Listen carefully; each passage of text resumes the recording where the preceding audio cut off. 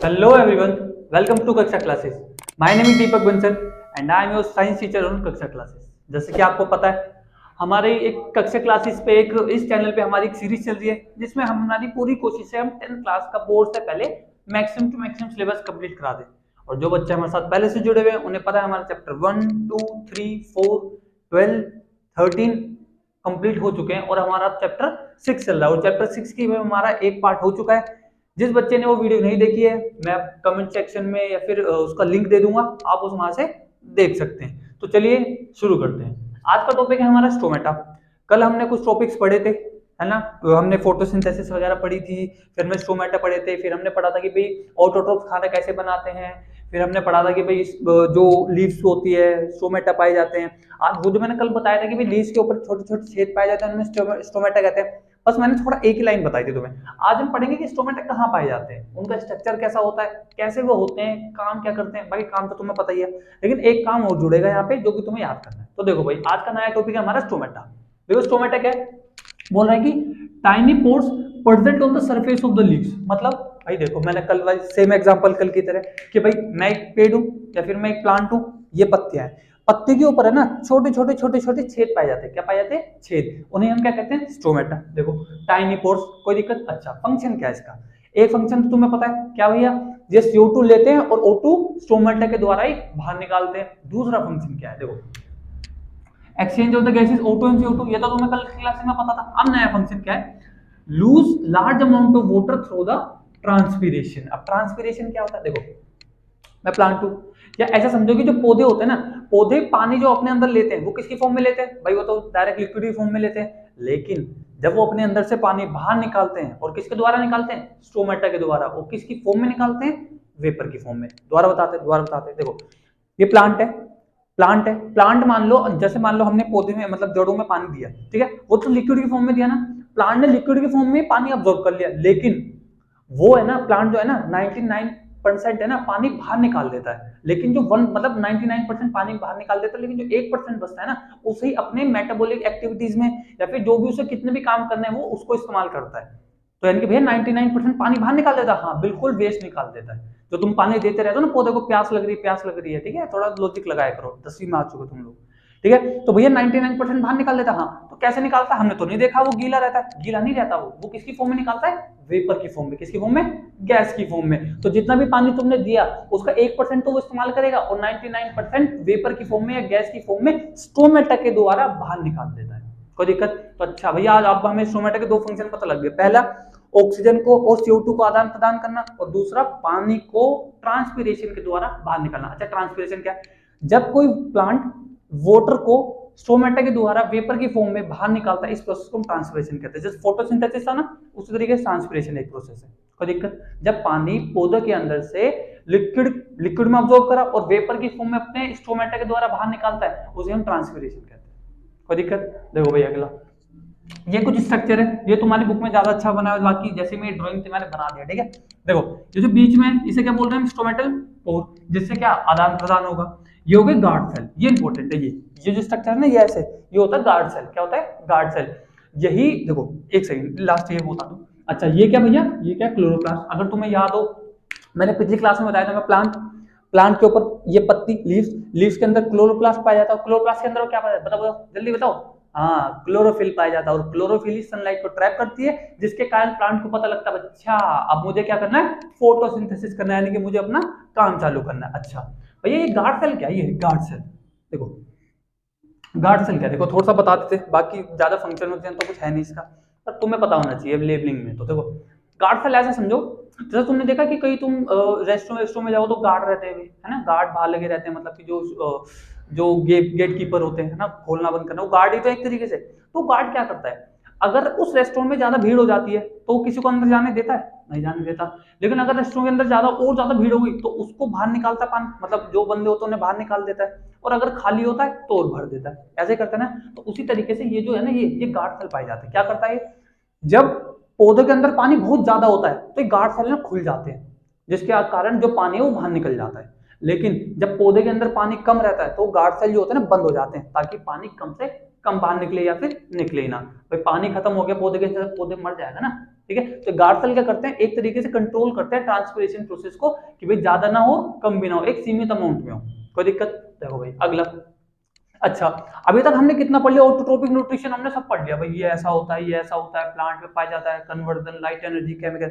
जो बच्चों ने नहीं देखी पहले फर्स्ट पार्ट देखे, एकदम बढ़िया वीडियो बनाई, ठीक है। अब देखो, अब हमारा नेक्स्ट टॉपिक क्या है, हेटेरोट्रोपिक न्यूट्रिशन। अब हेटेरोट्रोपिक न्यूट्रिशन तीन तरह के पाए जाते हैं, पहला होलोजोइक न्यूट्रिशन, सैप्रोफिटिक न्यूट्रिशन और पैरासिटिक न्यूट्रिशन। अच्छा भैया है क्या ये, देखो एक एक करके लाइन वाइज जो डीपली पढ़ेंगे। देखो पहला क्या है, holozoic nutrition, animal take in solid food and break inside the body. Holozoic क्या होता है, जैसे हम क्या करते हैं, खाना लेते हैं, खाने को सॉलिड की फॉर्म में लेते हैं और अब अंदर डालते हैं और अंदर हमारा डाइजेशन होता है। तो ऐसे ऑर्गेनिज्म जो खाने को लेते हैं और अपने अंदर डाइजेस्ट करते हैं, अपने अंदर डाइजेस्ट करते हैं, ऐसे लोगों को या फिर ऐसे लोग जो ऐसा न्यूट्रिशन करते हैं उन्हें हम होलोजोइक न्यूट्रिशन कहते हैं। कोई दिक्कत। एग्जांपल एनिमल और अमोइबा। अमोइबा का अभी बताएंगे, देखो ये पूरा स्ट्रक्चर अमोइबा का है, पढ़ेंगे भी, चिंता मत करो। अच्छा अगला क्या है, सैप्रोफिटिक। भैया सैप्रोफिटिक कुछ है, सैप्रोफिटिक मतलब सैप्रो टाइप से आ रहा है कुछ, जैसे जैसे कुछ डेड प्लांट्स या फिर कुछ भैया डिकेइंग चीजें। हाँ भाई भाई सिंपल। देखो organism feed on the dead and decaying material, मतलब वे ऑर्गेनिज्म जो सड़े गले पे या फिर कुछ जो मर चुकी है चीजें उनके ऊपर बैठ के न्यूट्रिशन लेते हैं अपना, उन्हें हम सैप्रोफिटिक ऑर्गेनिज्म कहते हैं। जैसे मान लो कि तुम्हारा ब्रेड होता है, घर में ब्रेड होता है ना, जैसे सड़ जाता है कई बार, वो फ्रिज में हमने फ्रिज चालू करने भूल गए, बहुत दिनों से रखा हुआ है, तो उस पर फूल लग जाती है, फंगस लग जाती है ना, बस तो वो क्या करती है, उस डेड उस खराब चीजें पे या फिर उस डिकेइंग मटेरियल पे बैठ के अपना न्यूट्रिशन लेती रहती है और अपने आप को ग्रो करती रहती है। ठीक है, तो इसका एग्जांपल कौन हो गया, फंगी। अच्छा पैरासिटिक, देखो ये आगे समझ, होलोजोइक हो गया, सैप्रोफिटिक हो गया, अब वो करना है पैरासिटिक। पैरासिटिक क्या, पैरासाइट लाइक इनसाइड और outside other organism host and decay and drive nutrition from it. देखो क्या है, देखो पैरासाइट ऐसे ऑर्गेनिज्म होते हैं जो किसी ऑर्गेनिज्म के ऊपर बैठ के और वहीं से न्यूट्रिशन लेते रहते बड़े होते रहते। जैसे सिंपल सा, सब देख लो अपने बाल खुजा के, जू तो नहीं है, देख लो भाई, चेक करा लेना। तो जू क्या कर रही है, तुम्हारी सीट पे बैठी है और वहीं से न्यूट्रिशन लेती रहती है, ठीक है। दूसरा, जैसे डॉग्स वगैरह उनके टिक्स हो जाती है ना, तुमने देखो जिसके पास डॉग्स हो उन्हें पता होगा, उनके ना बहुत छोटे, जैसे हिंदी में कई भाषा में चीचीडी भी कहते हैं ना, तो वो हो जाती है। वो क्या करती है, उसके ऊपर बैठ के वहां से न्यूट्रिशन लेती रहती है। अच्छा, इसका एक एग्जांपल है कसकुटा। क्या है कसकुटा, ये क्या है, देखो ये थोड़ा इंपॉर्टेंट है, थोड़ा बता देते हैं। कसकुटा एक प्लांट पैरासाइट है, जिसे तुम अमरबेल भी कहते हो, ठीक है। अमरबेल के पास है ना अपना क्लोरोफिल नहीं पाया जाता। अब भैया क्लोरोफिल नहीं पाया जाएगा तो फोटोसिंथेसिस कर पाएगा, और फोटोसिंथेसिस नहीं कर पाए तो खाना बना पाएगा, नहीं बना पाएगा, और खाना ही नहीं मिला तो जिंदा रह पाएगा, नहीं रह पाएगा। तो भैया जिंदा कैसे रह रहा है, तो वो क्या करता है, दूसरे प्लांट के ऊपर बैठा और वहां से न्यूट्रिशन लेता रहता है। दोबारा बताते हैं, कसकुटा के पास क्लोरोफिल नहीं पाई जाती। भैया क्लोरोफिल नहीं पाई जाएगी तो फोटोसिंथेसिस कर पाएगा, नहीं कर पाएगा। फोटोसिंथेसिस अगर नहीं कर पाया तो फूड बना पाएगा, नहीं बना पाएगा। अगर फूड ही नहीं बना पाएगा तो फूड खा पाएगा, नहीं खा पाएगा। और अगर फूड ही नहीं खा पाएगा तो जिंदा रह पाएगा, नहीं रह पाएगा। तो इसलिए वो क्या करता है, दूसरे प्लांट के ऊपर बैठ के वहां से न्यूट्रिशन लेता रहता है। कोई दिक्कत। देखो भाई अगला, देखो भाई होलोजोइक हो गया, सैप्रोफिटिक हो गया, हमारा पैरासिटिक हो गया, ठीक है भाई। अब देखो अगला, how do organism obtain their food. अब देखो, अब हम क्या पढ़ेंगे कि ऑर्गेनिज्म अपना खाना कैसे ऑब्टेन करते हैं। तो देखो पहले हम पढ़ेंगे यूनिसेलुलर में, फिर पढ़ेंगे मल्टीसेलुलर में, जैसे हमारे के अंदर। तो यूनिसेलुलर के अंदर दो एग्जांपल है, ठीक है भाई, कौन कौन से, अमोइबा और पैरामीशियम। कौन, अमोइबा और पैरामीशियम। तो देखो भाई पहले अमोइबा पढ़ेंगे, पैरामीशियम पढ़ेंगे, दोनों आसान से, बहुत आसान है, बहुत। देखो पहले मैं ये पढ़ा देता हूँ, फिर मैं वो पढ़ाऊंगा, ठीक है। देखो ये अमोइबा है, ये बीच में क्या न्यूक्लियस है, और यहाँ पर फूड पार्टिकल है, ठीक है।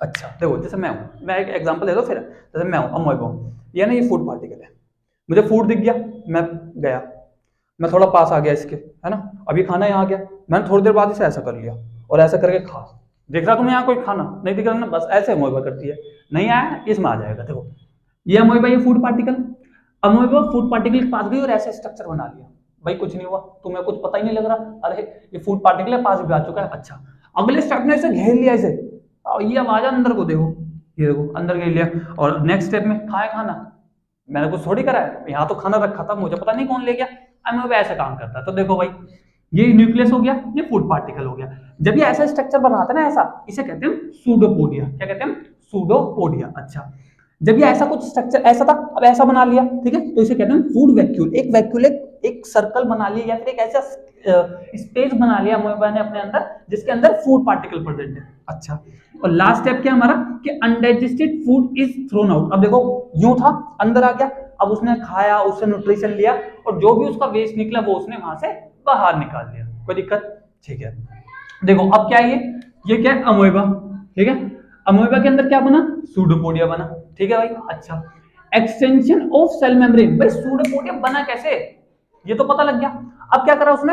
एक्सटेंशन ऑफ सेल मेम्ब्रेन, जो उसकी ऐसे था अब उसने और बढ़ा दिया अपनी सेल मेम्ब्रेन को और क्या बना लिया, मतलब क्या कर लिया, मतलब फूड वैक्यूल बना लिया और खाने को कैप्चर कर लिया, पकड़ लिया, उसे अपने अंदर ले लिया, ठीक है भाई। अब take in the food vacuole, food vacuole के अंदर चला गया। अब क्या हुआ? Digestion of the food in food vacuole. अच्छा, जैसे ये बनाया ना इसने, अब इसके अंदर क्या होगा? जो खाना अंदर लिया है उसने, उस खाने का डाइजेशन होगा। क्या होगा? डाइजेशन होगा। और किसके अंदर होगा? फूड वैक्यूल के अंदर होगा। और अनडाइजेस्टेड फूड का क्या होगा? Move to the surface of the cell and is thrown out. और अनडाइजेस्टेड फूड जो भी उसका वेस्ट, जैसे हमारा एक्सक्रीशन होता है ना, पोटी वगैरह होती है, उसी प्रकार से अमोएबा जो भी न्यूट्रिशन लेगा, जो भी फूड पार्टिकल लेगा, उसने उसका कुछ ना कुछ अनडाइजेस्टेड वेस्ट होगा जो कि वो अपने सेल सरफेस से बाहर निकाल देगा। कोई दिक्कत आया समझ? तो देखो एक और बार बता देते हैं। अमोएबा ने सूडोपोडिया बनाया, सूडोपोडिया के अंदर फिर उसने अपनी सेल मेम्ब्रेन एक्सटेंशन करी और अपना खाना मतलब फूड वैक्यूल के अंदर ले लिया। फूड वैक्यूल के अंदर खाना डाइजेस्ट हुआ। अब डाइजेस्ट तो हो गया खाना, तो डाइजेस्ट के बाद कुछ अनडाइजेस्टेड फूड भी निकलता है जो हमारे लिए वेस्ट की तरह काम आता है। तो अमोएबा का भी जो अनडाइजेस्टेड फूड है, जो वेस्ट मटेरियल है, वो उसकी सेल मेम्ब्रेन पे बाहर आता है और वहीं से वो बाहर चला जाता है, ठीक है भाई। अब देखो अगला क्या है? पैरामीशियम। पैरामीशियम क्या? देखो पैरामीशियम एक ऐसा यूनिसेलुलर ऑर्गेनिज्म है जिसके पूरे सरफेस पे सीलिया पाई जाती है। क्या पाई जाती है? सीलिया। सीलिया जैसे मानो कि जैसे जैसे हमारे ना, हमारे पूरी बॉडी पे हेयर पाए जाते हैं, हमारे बहुत छोटे छोटे पाए जाते हैं, लेकिन पैरामीशियम क्या है ना, बहुत बड़े बड़े पाए जाते हैं, मतलब लंबे लंबे से पाए जाते हैं, जिसके कारण वो मूव कर पाता है ना। जैसे ऐसे कुछ ऐसा मान लो मैं सर्कल हूँ पूरा, है ना, और मेरे एक स्पाइक से निकले हुए सारे चारों, और मैं यूं पलटी खाए जा रहा हूँ और आगे बढ़े जा रहा हूँ। मुझे वहां खाना दिख गया, मैं पलटी खाया और वहां जाके चला गया, खाना खा लिया। तो देखो भाई, cilia present at the body surface over the, मतलब ऑल ओवर द सरफेस, मतलब क्या? सीलिया क्या पूरी बॉडी की सरफेस पे प्रेजेंट है। अच्छा, take in food and at the specific spot, मतलब देखो जैसे मान लो एक खाना है यहाँ पर रखा था, मैं ऐसा सीलिया था, मैं वहां तो जा कैसे जाऊंगा? तो मेरी जो सीलिया है ना, मेरी पूरी बॉडी पे जो हेयर लाइक स्ट्रक्चर है, मैं उसकी तरह उसकी हेल्प से आगे चला जाऊंगा और वहां जाके जो भी मेरी बॉडी में जो भी एक स्पेसिफिक स्पॉट होगा जिससे मैं अपना फूड पार्टिकल अंदर लेता हूँ, फिर मैं वहां से अपना फूड पार्टिकल अंदर ले लूंगा। और यही क्या हो जाता है कि पैरामीशियम कैसे खाना अपना ऑब्टेन करता है या फिर कहीं से ऑब्जॉर्व करता है। कोई दिक्कत आया समझ? तो देखिए, मैं आशा करता हूँ कि आपको ये टॉपिक अच्छी तरह समझ आया होगा। कुछ खास तो इसमें था नहीं, बिल्कुल नर्सरी से नीचे लेवल का था। तब भी अगर आपको कुछ भी प्रॉब्लम है तो आप मुझे कमेंट सेक्शन में बता सकते हैं। कमेंट सेक्शन आपके लिए पूरी तरीके से खुला हुआ है। तब तक के लिए पढ़ते रहिए। Thank you.